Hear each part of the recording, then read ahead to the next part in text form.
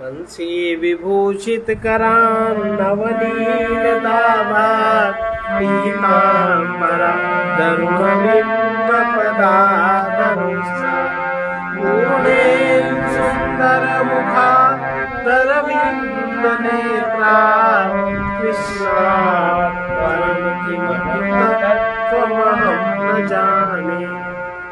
ओम यज्ञेन यज्ञमयजं तदेवास्तानि धर्माणि प्रथमान्योऽसन्नातेहनाकं महिमानः सजन्तो यज्ञभूमि साध्या सन्ति। उस आत्मा से जिसका ज्ञान न हो सके, ऐसा क्या पदार्थ इस लोक में रह जाता है? मतलब उस आत्मज्ञानी को जगत के सब कुछ का ज्ञान हो जाए, तो जहां अपनी दृष्टि घुमाए वही चीज उसमें प्रकाशित हो जाए। कुछ भी नहीं रहता, सभी कुछ आत्मा से ही जाना जाता है। इंद्रियों का भोग भी आत्मा से जाना जाता है, योग भी आत्मा से जाना जाता है, मन की गति भी आत्मा से, ये हर प्राणी जानता है। जितना भी जानने का काम है, भोगी हो, योगी हो, हिंसक हो, अहिंसक हो, तामसी हो, राजसी हो, जितने भी भाव घट रहे हैं, सबका ज्ञान किससे होता है? आत्मा से, हर एक को होता है। तो ये ऐसा कुछ भी नहीं है, सभी कुछ आत्मा से ही जाना जा सकता है। इस प्रकार जिस आत्मा से अविज्ञेय कोई वस्तु नहीं रहती, वो आत्मा सर्वज्ञ है।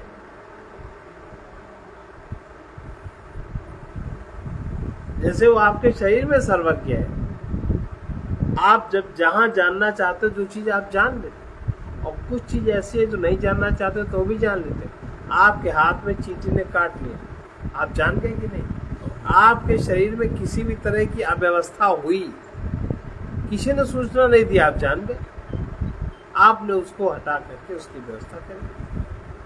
ऐसी कोई शरीर में व्यवस्था हो गई कि शरीर का बहुत क्षतिपूर्ण हो गया, तो तुरंत आत्मा जान के शरीर छोड़ देती कि अब इसमें रहेंगे तो ठीक नहीं है, तुरंत हो जाता है वो। तो अविज्ञेय उससे कोई भी वस्तु नहीं है, वो आत्मा सर्वज्ञ है। और यही वो है, वो कौन है जिसके विषय में तुझ नचिकेता ने प्रश्न किया था, जो देवादि का भी संदेहास्पद है, देवताओं को भी जिसमें संदेह हो जाता है, देवता भी जिस तत्व को नहीं जानते, तथा जो धर्म और अधर्म आदि से अन्य विष्णु परम पद है, और जिससे श्रेष्ठ और कुछ भी नहीं है, वही ये ब्रह्म पद अब ज्ञात हुआ। ऐसा इस श्लोक का भावार्थ है। श्लोक क्या है सुनिए। येन रूपम रसम गंधम शब्दानि स्पर्शांश्च मैथुनान् सर्वाणि स्पर्शांश्च मैथुनान् एतेनैव विजानाति किमत्र परिशिष्यते एतद्वै तत्। इस आत्मा के द्वारा मनुष्य, अब अभी तुम अपने शरीर का रूप स्पर्श जानते, दूसरे जो शरीर हमारे करीब है उसका जानते, और फिर जब हम उस आत्मा में, जब मैं अभी तो हमारी बुद्धि स्थिर है मन में, और मन इंद्रियों के साथ बुद्धि बाहर है, तो वो चीज जान पाते। तो जब हमारी बुद्धि उस आत्मा में स्थिर हो जाती है, तो आत्मा से बनाया हुआ जगत है, जगत का जो शब्द स्पर्श रूप प्रकृति है, उसका सबका ज्ञान हो जाता है। उस आत्मा को अविज्ञेय, अब उस आत्मा से अविज्ञेय इस लोक में क्या रह जाता है? तुझ नचिकेता का पूछा हुआ वो तत्व निश्चय ही यही है। इसी को विष्णु पद भी कहते हैं। वो ब्रह्म अति सूक्ष्म होने के कारण दुर्विज्ञेय है, ऐसा मानकर उसी बात को बारंबार फिर से कह रहे हैं। आत्मा की निशोकता। स्वप्रांतम जागरितांतम चोभौनानुपश्यति महांतम विभुमात्मानं मत्वाधीरो न शोचति जिसके द्वारा मनुष्य स्वप्न में प्रतीत होने वाले स्वप्न में जो कुछ भी प्रतीत होता है, जिसको जैसा पशु पक्षी मनुष्य, छोटा बड़ा ऊंचा नीचा, जिसको स्वप्न में जैसा भी प्रतीत होता है, तथा जागृत में दिखाई देने वाला, जागृत में जिसको जो अनुभव में आता है, दोनों प्रकार के पदार्थों को वो जिसके द्वारा देखता है।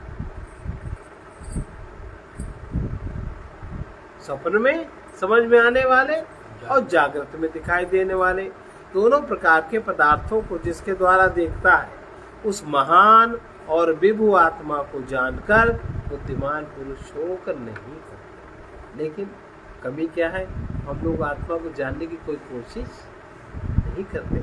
आत्मा किस समय साक्षी होकर जागृत है, उस ओर हमारा ध्यान नहीं जाता।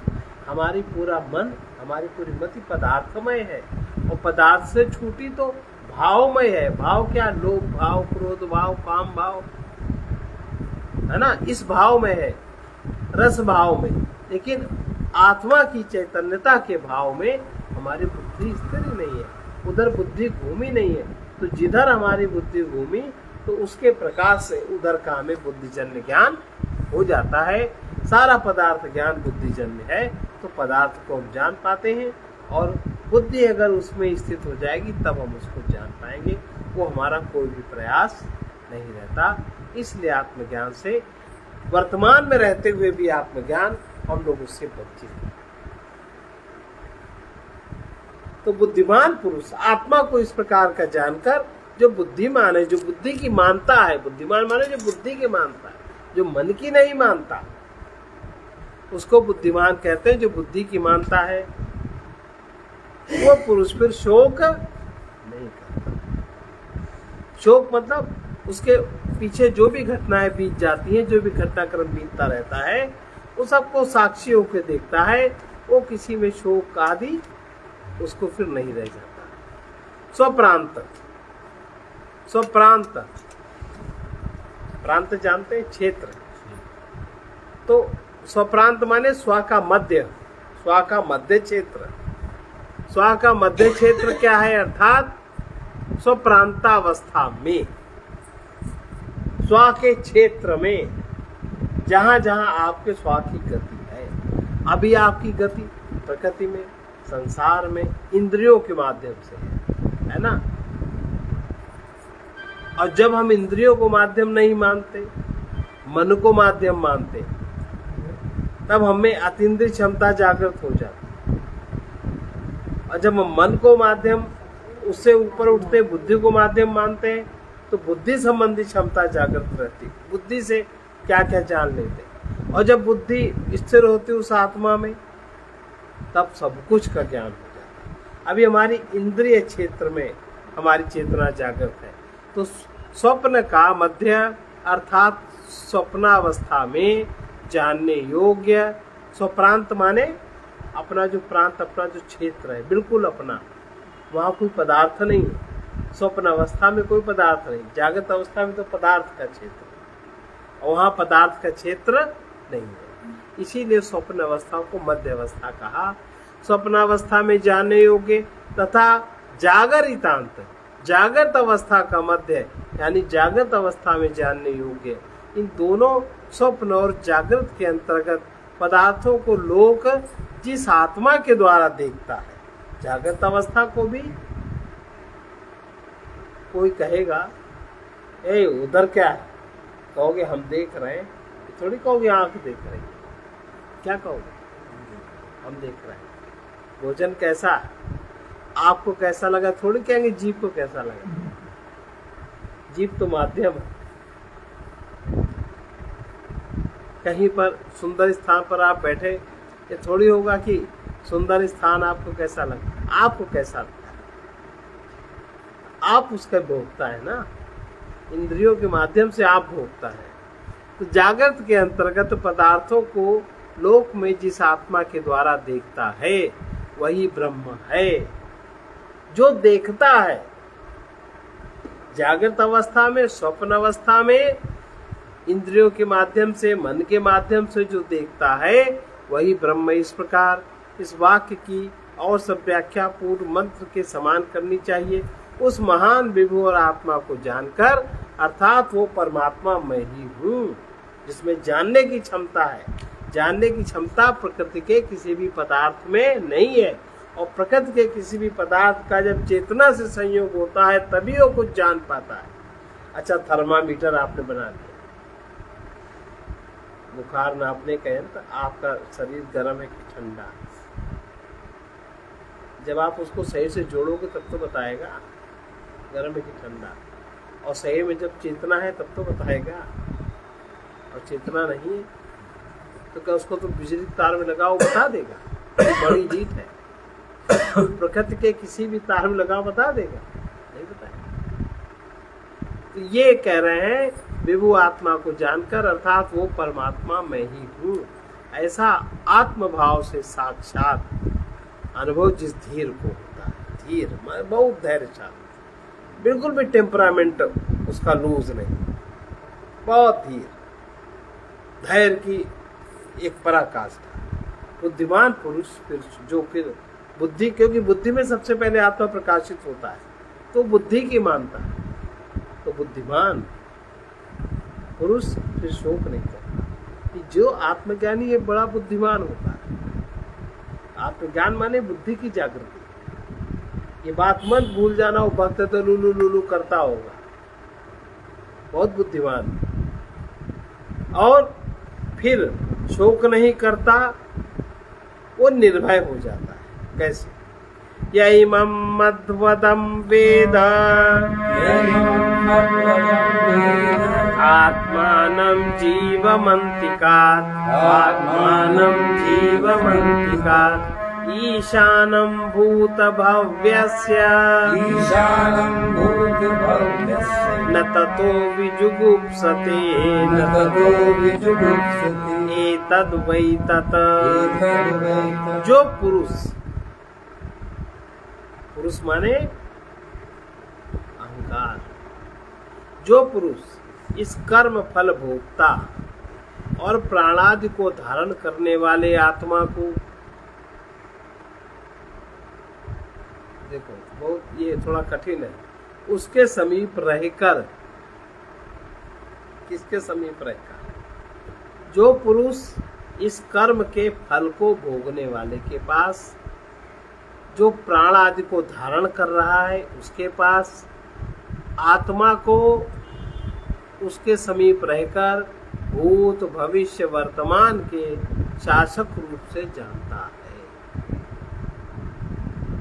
कि भूत भविष्य वर्तमान में शासन करने वाला आत्मा है, कोई दूसरा नहीं। शासन कैसे करता है?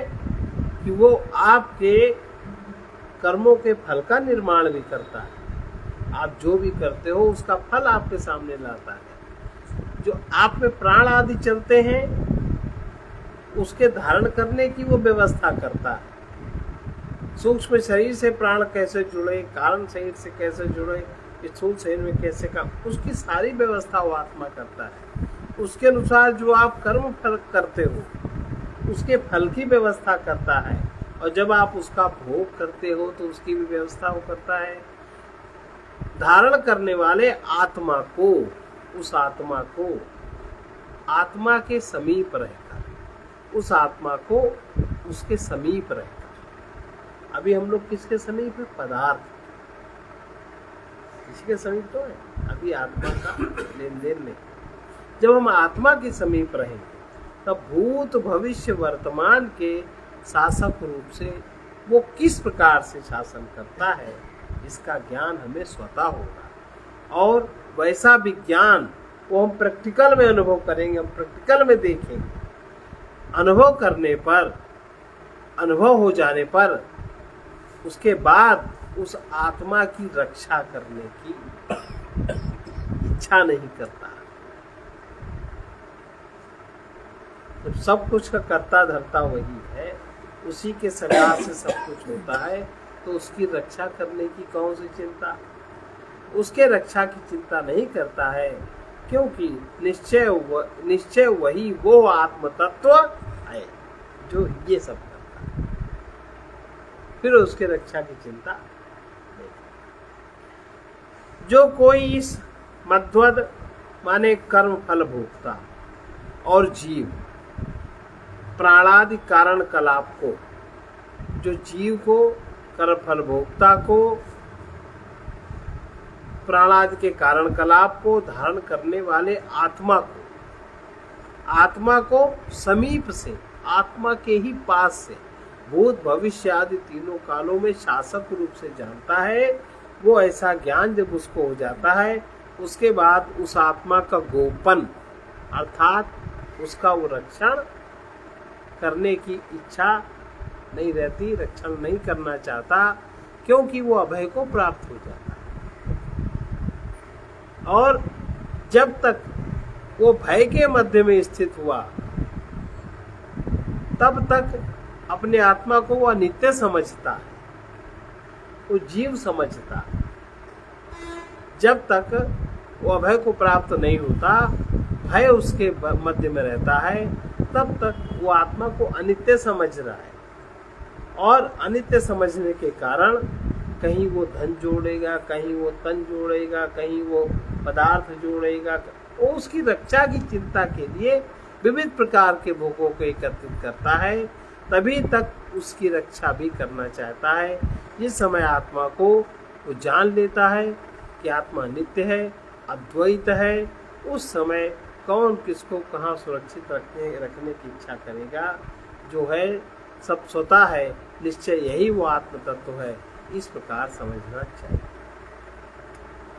जिस प्रत्येगात्मा का माने अंतरात्मा का यहाँ ईश्वर भाव से निर्देश किया गया है, ईश्वर हमारी रक्षा करता है, ऐसे ना।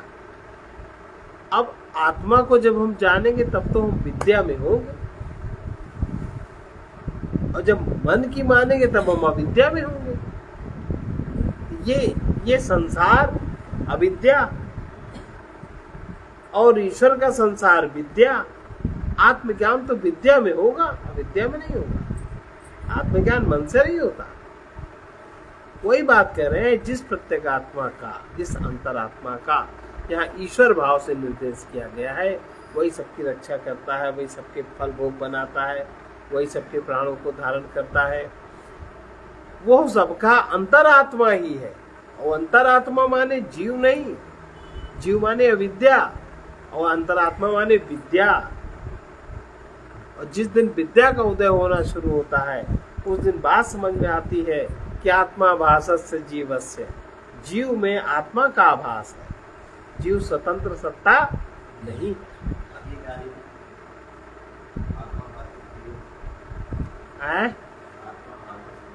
लिख रहे हो क्या? आत्मा भासस्य जीवस्य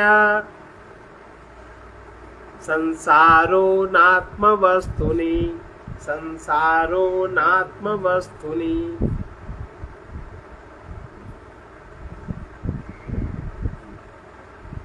इति बोधो भवेत् विद्या,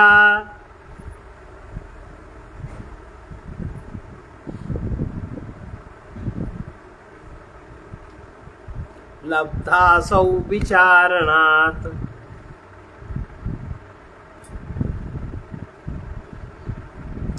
अब जिस प्रत्यगात्मा का यहाँ ईश्वर भाव से निर्देश किया गया है, वो सबका अंतरात्मा है।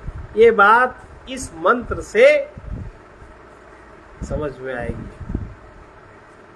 जो मंत्र अभी हम लोग करने जाते। यह पूर्वं तपसो जातं मदभ्या पूर्वम् अजायत, जातं मदभ्या पूर्वम् अजायत। गुहां प्रविश्य तिष्ठन्तं, यो भूतेभिर्पश्यत, एतद् वै तत्। जो मुमुक्षु सर्व सामान्य व्यक्ति के उसकी बात नहीं है। जो मुमुक्षु पहले तप से उत्पन्न, तप से, तप माने क्या?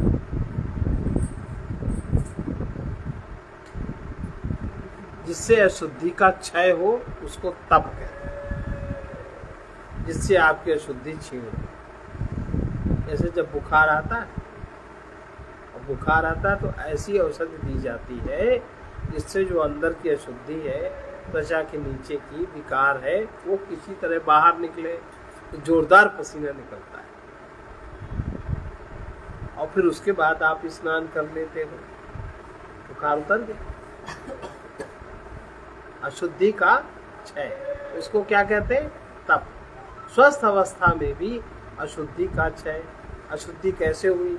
आपने अपने स्वभाव में प्रभाव धारण कर लिया, आप स्वभाव में नहीं रहे, और स्वभाव में ना रहने के कारण भूत भविष्य का आपको कुछ ज्ञान नहीं होता। अहंकार में जो उचंग उठी आप वही करने लगते हो।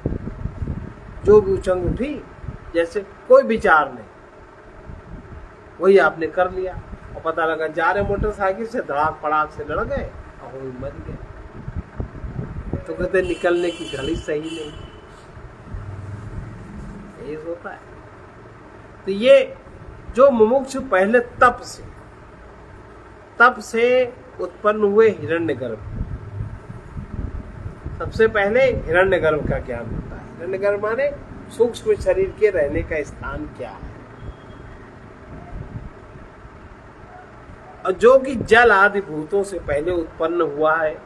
पंचभूतों से पहले हिरण्यगर्भ उत्पन्न हुआ ना, सूक्ष्म सृष्टि बनी भूतों के सहित बुद्ध रूपी गुहा में स्थित।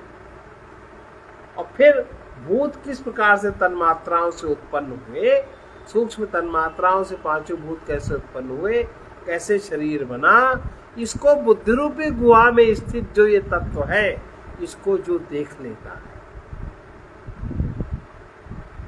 क्या समझ, इसको जो देखता है वही उस ब्रह्म को देखता है। निश्चय वही ब्रह्म है।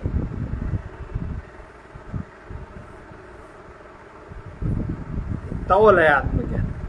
ऐसे कोई कहते उसको आत्मज्ञान है, सुन के पढ़ने लगे, तौल है, तौल। फिर से इसको सुनो।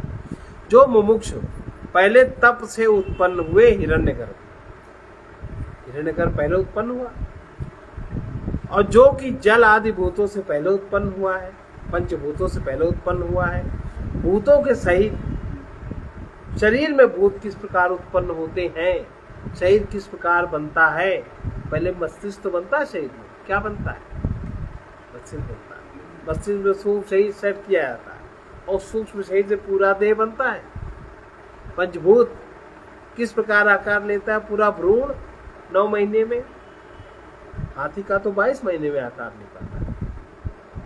तो ये भूतों के सहित बुद्ध रूपी गुहा में स्थित हुआ देखता है, वही उस ब्रह्म को देखता है। निश्चय वही ब्रह्म है। जिस मुमुक्षु ने पहले तप से ज्ञान आदि लक्षण ब्रह्म से उत्पन्न हुए हिरण्यगर्भ को किसकी अपेक्षा पूर्व उत्पन्न हुए? हिरण्यगर्भ। ऐसा प्रश्न होने पर जो जल से पूर्व अर्थात जल सहित पांचों तत्वों से न कि केवल जल से पूर्व उत्पन्न हुआ है, कौन? हिरण्यगर्भ को देवादि शरीरों, उससे देवादि के शरीर, देवताओं के शरीर कैसे बने, संपूर्ण प्राणियों की गुहा में हृदयाकाश में प्रविष्ट हो, कार्य कारण भूतों के सहित शब्दादि विषयों को अनुभव करते जिसने देखा, यानी जो इस प्रकार देखता है वही वास्तव में देखता है, जो ऐसा अनुभव करता है वही वास्तव में देखता है, जो कि यह प्रकृत है। ऐसा अवशेष का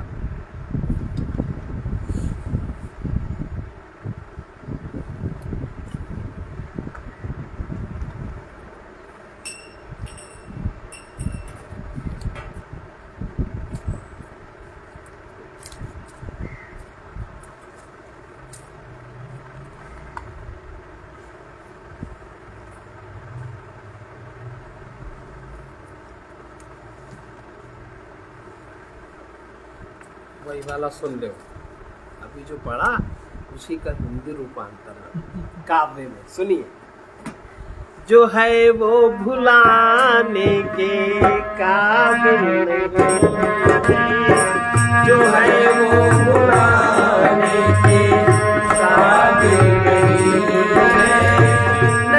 है, वो पाने के काबिल नहीं है, वो पाने के काबिल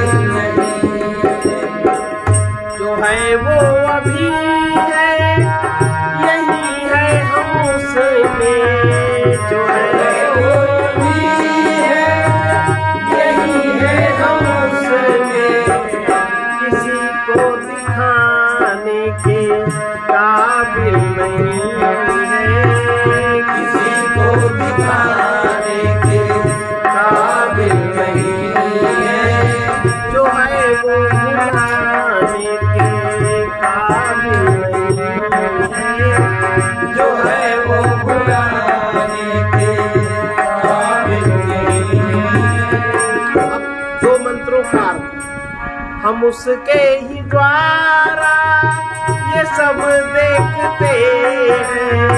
हम उसके ही द्वारा ये सब देखते हैं। वो है बस बताने के काबिल नहीं है। वो है बस बताने के काबिल नहीं है। जो है वो भुलाने के काबिल नहीं है। जो है वो भुलाने के काबिल नहीं है। नहीं है वो पाने के काबिल नहीं है। नहीं है वो पाने के काबिल नहीं है। न होते हुए ऐसा जो भासता है। न होते हुए ऐसा जो भासता है। जो विश्वास लाने के काबिल नहीं है। वो विश्वास लाने के काबिल नहीं है। किसी को दिखाने के काबिल नहीं है। किसी को दिखाने के काबिल नहीं है। जो है वही सत्य है वो परमात्मा है। जो जो है है वही सत्य है वो परमात्मा है। असत से छिपाने के काबिल नहीं है। असत से छिपाने के काबिल नहीं है। जो है वो बताने के काबिल नहीं है। जो है वो बताने के काबिल नहीं है। पथिक तुम वहीं पथिक तुम जहाँ हो वहीं पर तो वो है। पथिक तुम जहाँ हो वहीं पर तो वो है। वो खोज लगाने के काबिल नहीं है। वो खोज लगाने के काबिल नहीं है। वो है बस बताने के काबिल नहीं है। वो है बस बताने के काबिल नहीं है। नहीं है वो पाने के काबिल नहीं है। नहीं है वो पाने के काबिल नहीं है। जो है वो अभी है यही है हम उसमें। जो है वो अभी है यही है हम उसमें। किसी को दिखाने के काबिल नहीं है। किसी को दिखाने के काबिल नहीं है। वो खोज लगाने के काबिल नहीं है। वो खोज लगाने के काबिल नहीं है। अच्छा बताओ, हमको दिखा सकते हो किसी को? हमारा दिखा सकते हो? दिखाने के काबिल कहाँ है? हमको दिखा सकते हैं किसी को? जैसे हम लोग छोटे पे खेल खेलते थे, हमको छुओ तो जाने, वो कहे हाथ छुए मेरा हाथ छुआ, पैर छुआ मेरा पैर छुआ, बच्चों खेल। और अंत में लगता था कि हम कौन है, हम तो आत्मा है। ये खेल बड़ा बढ़िया था। नित्य सचेतन आत्मा को ना जानना और अज्ञान में जो स्वयं तुम नहीं हो, जो तुम्हारा नहीं है, उसे ही मैं मानते रहना सर्वोपरि पाप है। ये है पाप। जो तुम नहीं हो, जो तुम्हारा नहीं है, उसे ही मैं मानते रहना सर्वोपरि पाप है। और यह पाप अहंकार में ही रहता है, अहंकार के पार नहीं रहता। इसलिए अहंकार के पार होने की चेष्टा करनी चाहिए।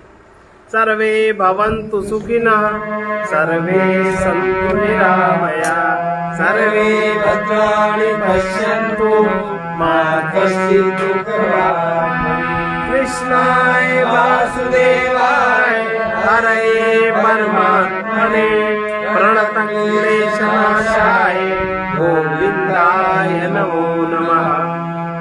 उग्रवीर महाविष्णु उग्रवीर महाविष्णु ज्वलन्तं सर्वतोमुखं ज्वलन्तं सर्वतोमुखं नृसिंहं भीषणं भद्रं नृसिंहं भीषणं भद्रं मृत्युं नमाम्यहम् मृत्युं नमाम्यहम् असतो मा सद्गमय तमसो मा ज्योतिर्गमय मृत्युर्मामृतं गमय।